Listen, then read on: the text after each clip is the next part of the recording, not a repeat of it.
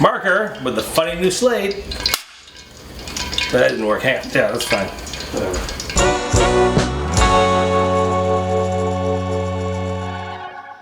My name is George Motz. My job is to make sure you appreciate the regional American burger. That's right, the regional burger. Burgers that are rich in history. These are burgers that become regional burgers because somebody in a region decided to create that thing. That doesn't make any sense. Just trying to create that thing. The reason I've become so deeply interested in the American hamburger is because of the regional expression. A regional burger becomes a reflection of the people and the traditions of that part of the country. The burgers that I love in America are not the ones that are cooked up in some corporate lab, but the ones that are actually made by people with deep histories. Those are the burgers that you need to eat also. You ready for this one? We're gonna go deep, literally deep. The deep fried burger. I'm sure a deep fried burger sounds like some kind of stunt burger, but actually no. This burger has DNA that goes all the way back to the beginning, the dawn of the burger age. In the beginning, there were no flat tops. If you wanted to cook a burger, you had to get a skillet. And when you cooked in a skillet, there was no way for the grease, the rendered beef fat, to go anywhere. During a busy lunch hour, the cooks would not have time to drain off the rendered beef fat, so they inadvertently invented an incredible method of deep frying burgers. You can still walk into a place and find a skillet with beef tallow in it, like Dyer's in Memphis.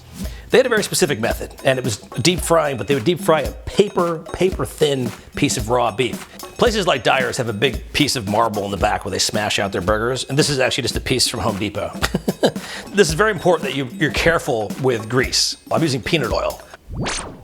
The temperature you want is right around 325 degrees. There's a lot of water content in beef, and the minute that water content hits the oil, it's going to explode. Anything above 400 degrees, you could be in trouble.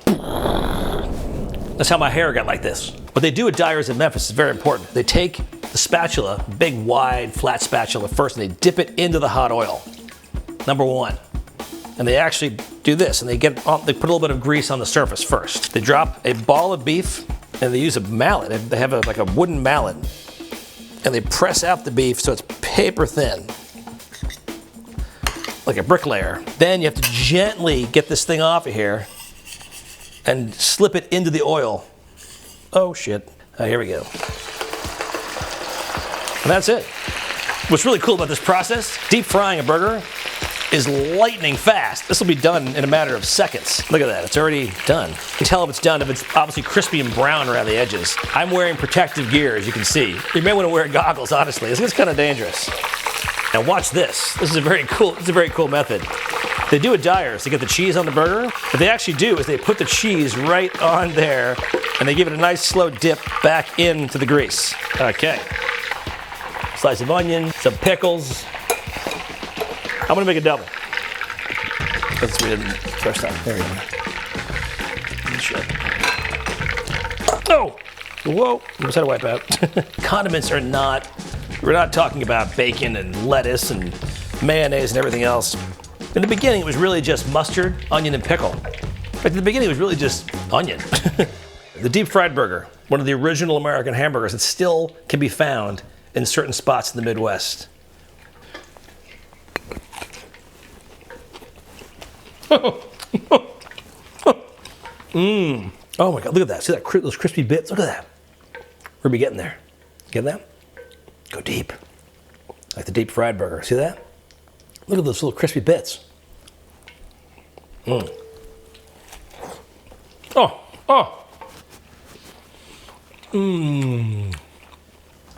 That's happiness. That is happiness. Right there. Oh, hot, crunchy. The raw onion is crunchy. The pickles. The melted cheese. Melted by grease. Oh. You'd think this would be like a real grease bomb. It's just soaked with grease. It's actually not as greasy as you'd think. It's no greasier than cooking on a flat top. Probably a little more greasy than cooking on a grill, that's for sure. Hello.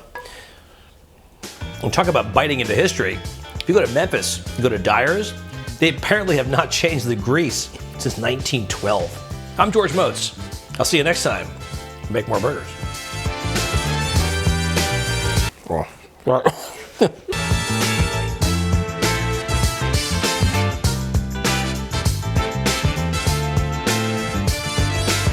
One last time, how's my hair?